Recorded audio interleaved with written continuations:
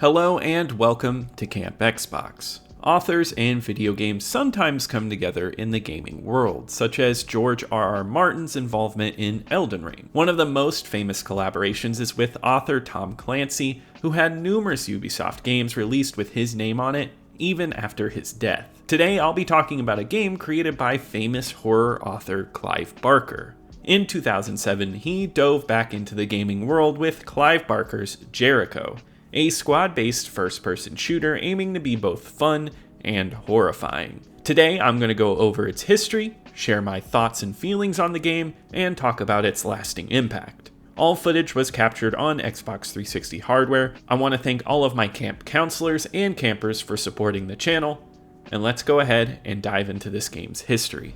The gateway to paradise is unlocked with the souls of the innocent and the blood of gods. So, which are we? Well, we're not gods. Speak for yourself. Clive Barker was the driving force behind the concept of this game. Barker is an award-winning and best-selling author known for his works on books such as The Hellbound Heart and Books of Blood. In addition to his writing, he has also found success in the film industry, writing and directing numerous movies. One of his most famous creations is the movie Hellraiser, which is one of my favorites. He is a well-known figure in the horror genre, and if you're a horror fan, you've probably come across his work. This isn't his first venture into the world of video games. He was also involved in 2 Nightbreed games and a unique first-person shooter called Undying in 2001, which has gained a dedicated following and was well received at the time of its release. Following this, Barker worked on the concept for Jericho and unveiled a preview of the game to the world in early 2006. Clive collaborated with Brian Gomez of Alchemic Productions to develop the story and build the game world. The game's publisher Codemasters had Joe Falk on their team as the lead designer. Falk's goal was to incorporate both Clive and Brian's ideas into gameplay. The developer, Mercury Stream, then implemented these ideas into the gameplay.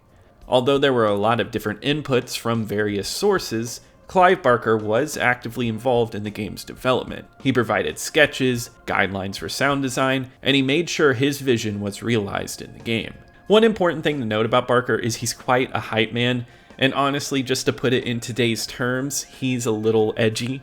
He enjoys dark humor and trying to gross people out. I really like this quote from EGM in March of 2007, where they asked him what he hoped gamers would walk away from this game with. And he said, "I hope they won't be able to walk away, because there will be a puddle of urine around them and they'll slip on their asses as bladders would have given up halfway through the game." The quote is super ridiculous, but there's something about his commitment to scares and his genuine desire to gross you out that is endearing.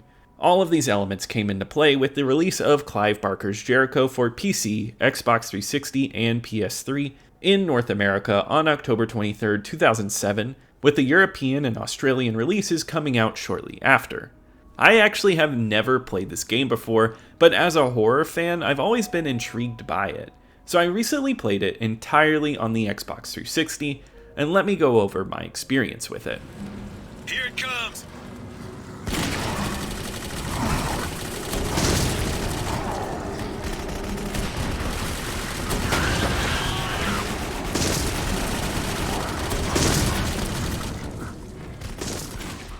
I will provide a brief summary of Jericho to the best of my ability. The game has a complex plot, which is expected as it's created by someone who writes novels. In the beginning of time, God made a being in his own image before Adam and Eve called the Firstborn. However, God disliked what he had created and banished the Firstborn. Despite numerous attempts, the Firstborn was unable to break out of its banished realm, and as time passed, different eras would encase the city in which the Firstborn resides. Occult scientist Arnold Leach is trying to free the Firstborn, and the Jericho team, which is an occult special forces unit, using various powers to handle paranormal situations, goes in and tries to stop the Firstborn's escape. Jericho takes place through different time periods, from World War II to Sumerian, to find the Firstborn who resides in the center. Throughout the game, there are trapped souls in each timeline that aids the team. What's interesting about the game is how you play each Jericho character. It's not just a game mechanic, but an integral part of the story. In the early levels, you play as Captain Devin Ross, who dies very early in the game and becomes a ghost who can enter the bodies of each team member. This means that you essentially still play as Ross, but in the bodies of others. I really enjoy games that incorporate fantastic elements into the plot, and it was so exciting to see how the body swapping mechanic was revealed. When you swap bodies, all of the characters have unique things to say, which makes the team feel closer. The dialogue and story were wonderfully fleshed out, creating a fun horror experience. This game shows that it wasn't a halfway done story, but was implemented well into the game and how it works. It was interesting to follow all the way through, and its dark gothic vibe oozes with creativity. Some of the characters are a bit one note, but there are some that you get to know and enjoy their personalities. I loved exploring all the different time periods and delving into the history built for this game. Without giving away any spoilers, I do want to say that the game's ending is a bit abrupt and disappointing. But overall, the plot was engaging, and clearly a lot of effort was put into it.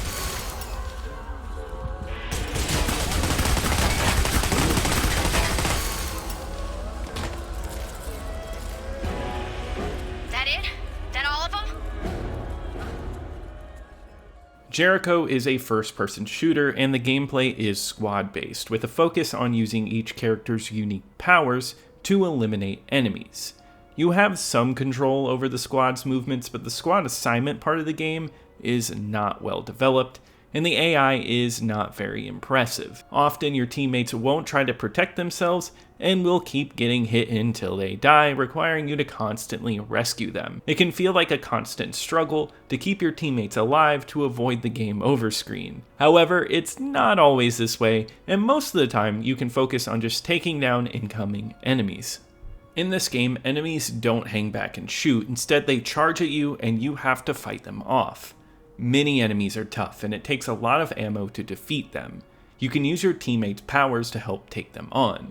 The powers are the best part of the gameplay, with each of the 6 team members having 2 unique abilities. Some of these characters are really cool, like Delgado's huge Gatling gun and the ability to summon a fire demon. Church's sword skills and the ability to stop demons using her own blood, and Black's telekinesis and the ability to see a bullet's perspective after she shoots. There's also characters I didn't really enjoy, like Rollins, who only has pistols and can suck life force and heal partners from far away, but I think that was just my playstyle. I think the power variety is strong with all of them. The shooting mechanics are well executed, with most of the guns feeling great to shoot. You don't aim down your sights unless using a scope, but that's fine and doesn't affect the shooting. The game is essentially a wave-based shooter where you navigate tight corridors and engage with incoming enemies. The gameplay can feel a bit repetitive, as it mainly involves shooting, walking down hallways, and then repeating that process. Occasionally, you'll use things like telekinesis to remove an object, or lift heavy doors with a strong character, but it only serves as minor diversions. Personally, I find the simplicity of a shooter game comforting, and the back-to-back enemy encounters are enjoyable, particularly when playing on the hard difficulty, leading to intense shooting sequences. The game's linearity is fine for me, but that lack of freedom may be a downside to some. However, I personally don't mind linear pathing as long as the game is well designed and the story that it's directing me through is good. As long as the game remains enjoyable, I don't need a vast open area for exploration. The game does have several flaws that could be improved. For example, the implementation of powers like astral projection, which is used with the character Jones. It just never feels great to use. Astral projection allows you to leave your body and enter enemies, but the vision in this mode is blurry and way too bright, making it difficult to navigate and find new enemies. Maneuvering to flip a switch through this feels unintuitive as well. And the game also includes QuickTime events, but they appear randomly and have very small timing windows, making it frustrating to progress through cutscenes. Overall, there are several minor annoyances that do add up, but these 2 issues are probably the biggest of the bunch. Jericho, overall, is an enjoyable game, featuring tight combat in corridors and characters with unique skills. The squad-based controls don't work perfectly in narrow spaces, but the variety of powers you can switch between keeps the gameplay dynamic. The game has those minor annoyances and is quite linear, which may not appeal to everyone. However, it has a solid shorter runtime of around 6 hours, so I never got tired of the gameplay. Personally, I don't mind short games as long as the gameplay is fun, and I genuinely find this game entertaining for any fan of first-person shooters. It could have been better, but it does offer a solid and enjoyable gameplay experience. I have delivered the heathens as you requested, your grace. Your dedication and sacrifice to our Lord will be greatly rewarded. You and your men have earned your place in the kingdom of heaven 1,000 times over. Don't be a jackass. He's lying. He's trying to set the firstborn free. Silence, witch! You dare address the... Jericho embraces its dark gothic theme and executes it very well. The game has a dark and grimy aesthetic, and it comes together cohesively. One interesting aspect is the ability to travel between time periods, allowing for exploration of very stylistic eras. I enjoyed the Roman sections with their giant white columns and the blood-filled bathhouses. The contrast between the white marble and the bloodstains is striking. However, some of the colors in the other levels are lackluster. While a dark look is expected from this hellish game, the overuse of muddy browns becomes distracting, especially in the darker levels with minimal lighting. It detracts from the environmental details that the team put work into. This is very noticeable in the World War II sections, where certain elements become repetitive and plain due to this color style. The design of the enemies and areas, though, are impressive, and the enemies are quite repulsive to look at, especially the bosses, which are detailed and gross. I appreciate the fleshed out game world and the gross out horror experience it offers. And despite some color issues, the game looks solid for a 2007 release, with great character models and no frame rate issues on the Xbox. I think overall, I admire the interesting gothic design of this game.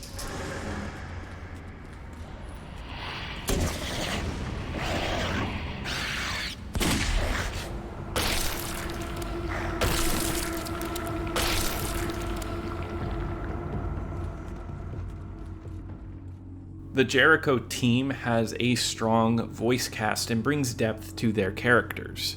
The team members exchange lines with each other, but not to the point of becoming annoying. Each character has a distinct personality, and despite my initial concern about the game's ability to flesh out these 7 characters, each one does stand out, and even with the game's short duration, I do think they all come off as interesting, and the voice cast contributes to enhancing the game's overall feel.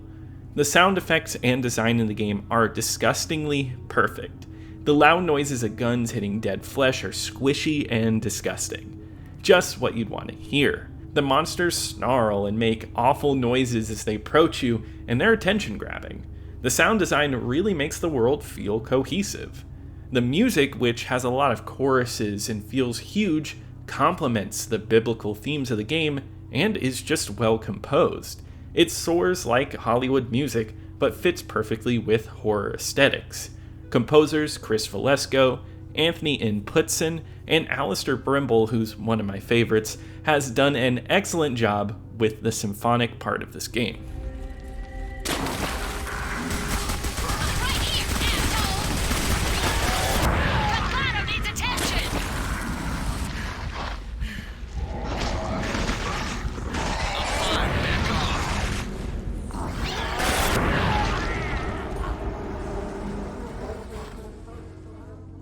I was pleasantly surprised by Clive Barker's Jericho.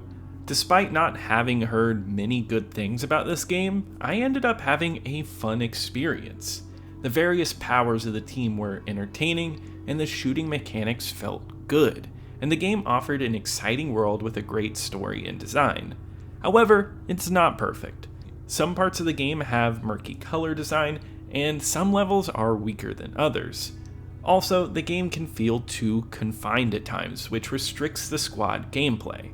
Despite these flaws though, the game consistently delivers fun and offers a solid world to go into. It's a good choice for fans of straightforward shooters, but those who prefer more complexity might not enjoy it as much. It's also a great option for horror fans, especially if you're already a fan of Barker's books or movies. On my ranking list of all Xbox 360 games I've reviewed on this channel, Jericho is going to go in at the 15th spot. This game I think is a better overall experience than Stranglehold, which is another game that has a name attached to it, but Crackdown is a bit more of a replayable game. When Jericho released, it received mixed reviews with an aggregate score of 63 on Metacritic. I was actually surprised by this because I recalled the game being heavily criticized, but some outlets actually loved it. GamePro gave it a 9 out of 10, praising the graphics and atmosphere. On the other hand, EGM gave it a 4 out of 10, criticizing its linearity and its poorly laid out levels. The game received mixed scores mostly though, ranging from 5s to 7s from many outlets. IGN gave it a 5.6, GameSpot gave it a 6.5, and official Xbox Magazine in the holiday 2007 issue gave it a 7.5, comparing it to Gears of War and appreciating the game's concept.